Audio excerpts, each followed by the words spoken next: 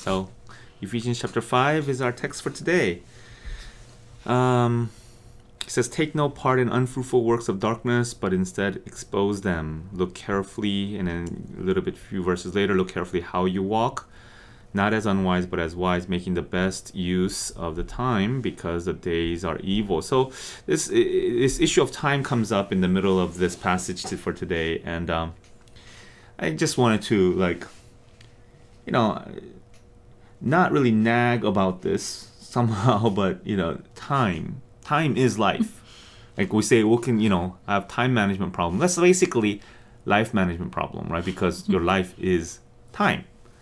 One of my dad's favorite What? phrases was "time is money." Time is so if money. I'm wasting time or I'm late, he would get really upset because Time is money. Time is precious. Yeah, well, time is money doesn't really motivate me because I can You spend. don't care about money. Well, I care. Not as much, I guess, right? Like, so I can spend money, but then time is life.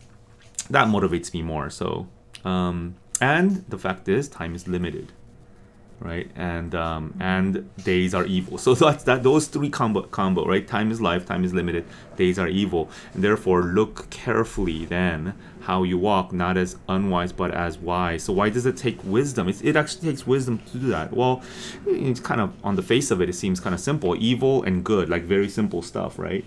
But not really, Actually, especially in these days, I guess, just evil and good.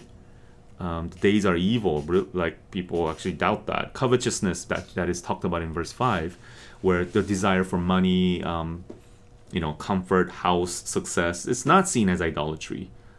It's not. And sexual immorality and impurity, oh my gosh, how is that really something so wrong? They would say, no, it's totally fine, and even desired, and even flaunted. So it takes wisdom. But also, there's this other aspect of evil and the other aspect of darkness, which is unfruitful, right? And for sure, when we fall into sin, that's unfruitful. But there's also a lot of things, a lot of work that is simply unfruitful. So just thinking about that, when Satan gets us as Christians to live a life that is unfruitful, that is totally chasing after frivolous things, that really took us out of our fight, right? That really takes us out of the fight. So isn't that evil? Right? If it ends up doing similar things, if somebody falls into sin, well, that person is still saved. But kind of sometimes if that person doesn't repent, it takes us out of the fight. And when we get involved in unfruitful works of darkness, it takes us out of the fight. It's sort of like, I was thinking about like a situation where there's a doctor in the operating room getting all into, like, suddenly, instead of operating on the person in front of him, he gets into like his shoes, the comforts of his shoes, and he uses his scalpel to fix his shoes. Yeah, fix his shoe, and that's like he gets sued for malpractice, right? That's evil. That's wrong. That's just wrong, and we need to expose that. He's for. That's not what you're supposed the to be doing. doctor's for, and that's not what the scalpel is for. Yeah. And so I think that this calling to not take part in unfruitful works is just an indication that our life is for something, and that it's actually, or we are actually valuable and precious. And I think sometimes we just settle for kind of the bare minimum, like I'm not doing anything wrong, and so why do I need to be fruitful with my life when I'm just not doing anything wrong? So what's wrong with that? But I think we need to remember that our life is for something, so being unfruitful is actually it's messed wrong. up. Yeah. But I think, yeah, you're right. I think there is this kind of, I just want to live a comfortable life. Well, another way to put that is I just want to live an unfruitful life. Mm-hmm. Man, that's like, once you put it that way, it's like, oh my gosh, that's pretty messed up, So anyway, it's just a different, like, therefore let's make the best use of the time, the limited time that we have. Mm-hmm. So I was struck by the next section where it talks about from verses 15 to 21, I guess, what it looks like to look carefully how you walk.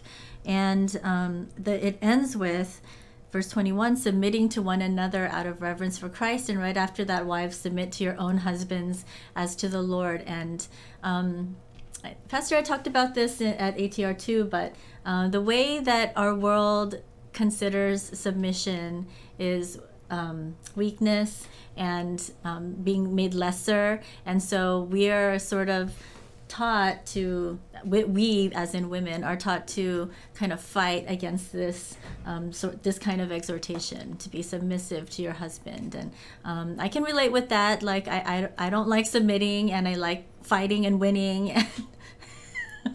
in sports or in arguments and stuff. So but just as I live Christian life and just marvel at Christ and know Christ more, this value of submission, it gets raised in value as something so beautiful. Because of Christ's submission is how I got saved. And so the call of Christians to submit to one another is what creates a community that's different and beautiful. And within the marriage relationship, learning to put aside my own preferences and desires, and desire to be right, and desire to like kind of scold and quarrel until I'm like I beat my husband to submission.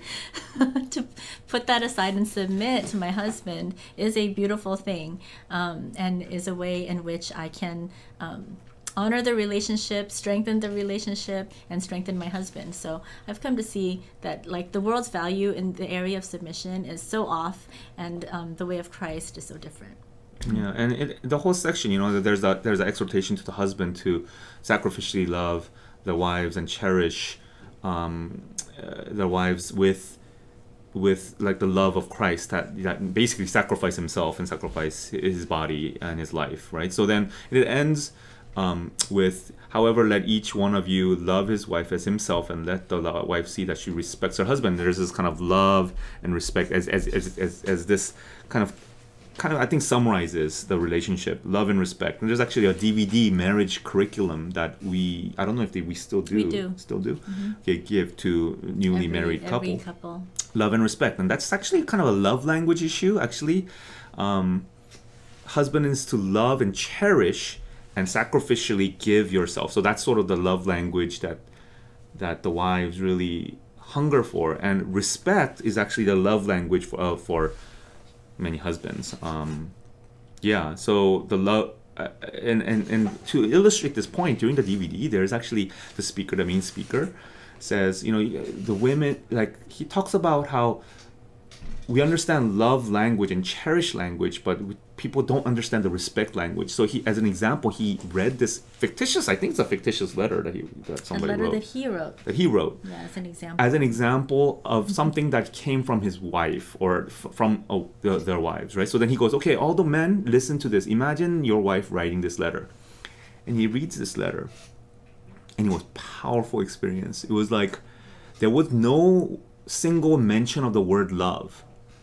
But do you remember, Unfortunately, I don't remember the content of the letter very precisely, and so I've never been able to replicate it. Okay, but I'm just telling you, I do, kind of. Oh, you do? Yeah, why don't you tell me so I can write it in my next letter? It mentions like different things that she noticed about his sacrificial, sacrificing for the family and for her, and then it ends with much respect, your wife.